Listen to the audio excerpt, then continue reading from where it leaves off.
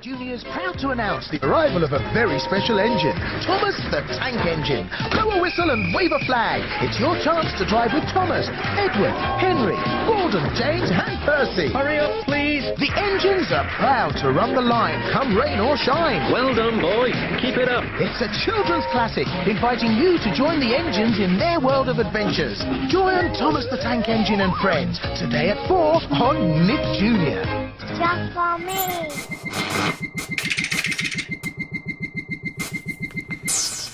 Thomas and Friends has been one of the longest running kids shows, starting in 1984. Originally, it used to use models, but transitioned into CGI in 2008 and 2009. It's really come a long way, and I was glad to be one of the people working on it. I worked for Hit Entertainment as one of the show's writers. I still work for Hit, but no longer work on the actual show, since Mattel has recently bought Hit. They're completely changing the show into something called Thomas and Friends.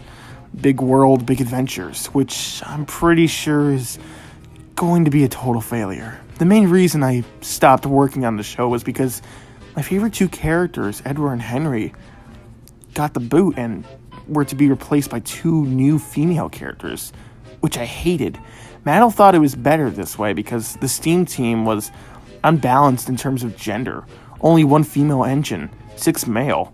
However, I thought this was a horrible idea because Thomas and Friends already had an almost equal audience of male and female viewers, thus rendering the addition of these characters completely pointless, besides benefiting to the plot, which is Thomas going on adventures around the world. With one of the female characters, I guess. Instead of working on the show, I created individual shorts with a group of my favorite co-workers, which are almost often focused on Edward and Henry rather than Thomas. They are aired on TV, but also uploaded to YouTube. Anyway, enough with that. It's time to get to the point of the story. It was March 5th, 2015. The Adventure Begins, my favorite Thomas and Friends special, had just been released on March 3rd. I was proud of myself for helping with it. But that day, I was browsing through a bunch of documents about the show when I discovered one called Thomas and the Unfinished Bridge. Restricted. This got me confused. I kept track of all the Thomas and Friends episodes, and I knew that there wasn't one called Thomas and the Unfinished Bridge. I asked my boss about this document, and he said, "Oh, that?"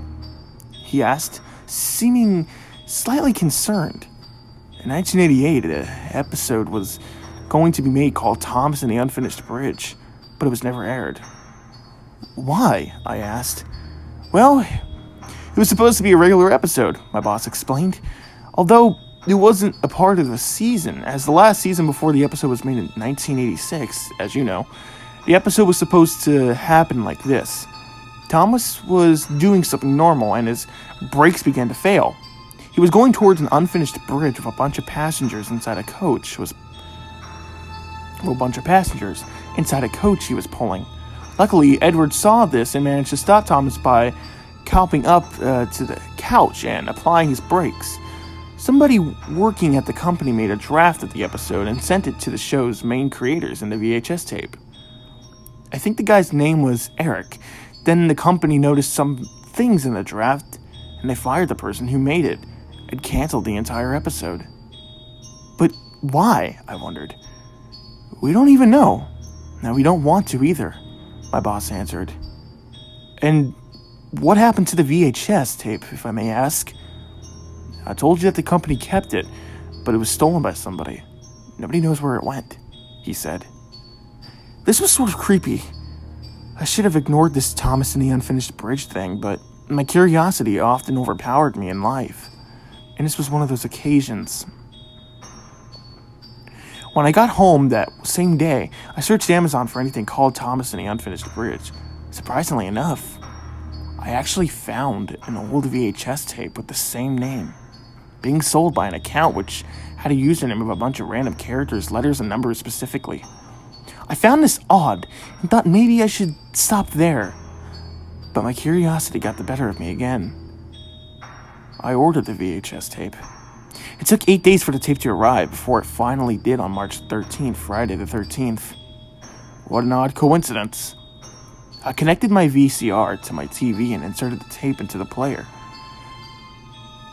What was on the tape began to play. What I saw was way too scary and dark and depressing for a kid's show. There was no title screen. Instead, the episode just started. This was understandable because apparently the tape contained a draft. It started off normally enough, with a shot of Thomas chugging through a forest happily, carrying a coach of full passengers behind him. There were two things that were slightly odd, though. First off, there was no narration, even though there is a narration in practically every other episode of the show. And second off, instead of pulling Annie and Clarabelle like he'd usually do while transporting passengers, he was pulling a faceless coach. Then, the episode showed Thomas approaching a station, presumably the one where he would drop off the passengers. He tried to apply his brakes and they failed. That's exactly what my boss said. This was exactly what was supposed to happen. Thomas went straight through the station, unable to stop, as the people on the station gave it confused looks. The classic runaway theme used in the show during situations similar to these started playing. Next, there was a shot of the front of Thomas. However, there was a scared expression on his face. And then a shot from behind Thomas appeared. It showed him passing a sign reading, "Warning, unfinished bridge ahead." This episode was already slightly intense for children, but it didn't seem too bad yet. Then, there was a shot of the passengers inside the coach. They were screaming in terror, and their screams seemed hyper-realistic as well. Then a wide shot showed Thomas passing a siding where Edward was resting. Edward noticed what was happening and sped onto the track going towards Thomas.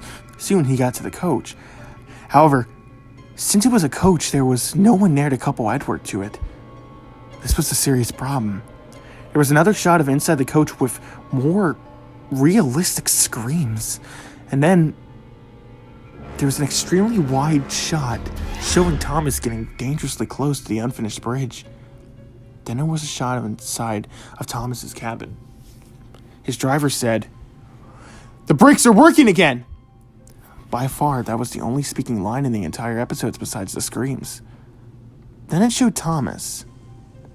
He was probably supposed to apply his brakes, but he didn't. Instead, he smiled and sped up even faster. Things were getting seriously messed up at this point. The runaway theme began in a lower pitch, becoming distorted and demonic sounding, with screams playing in the background. Thomas began to laugh.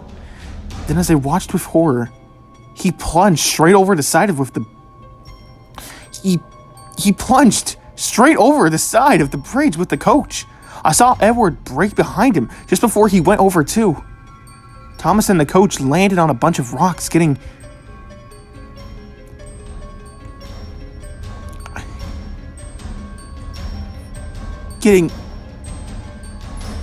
better.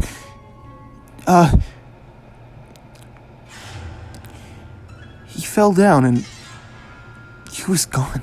There was one more shot of inside the coach, now half submerged in water. Dead bodies started appearing out of the water.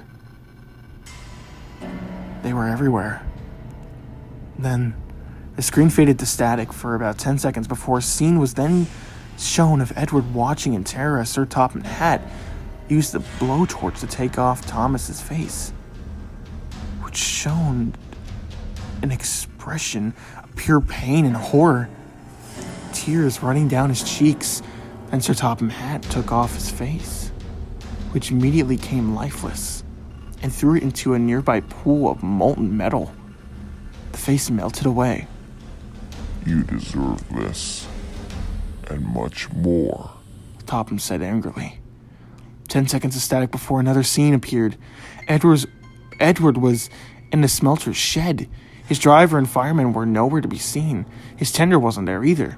Without Thomas, I am worthless. I must join him again, Edward murmured.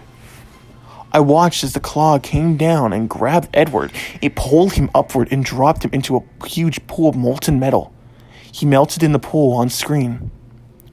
His face melted last, which was horrifying enough, but even worse was that just before his face melted, it could be seen that he had an expression of happiness.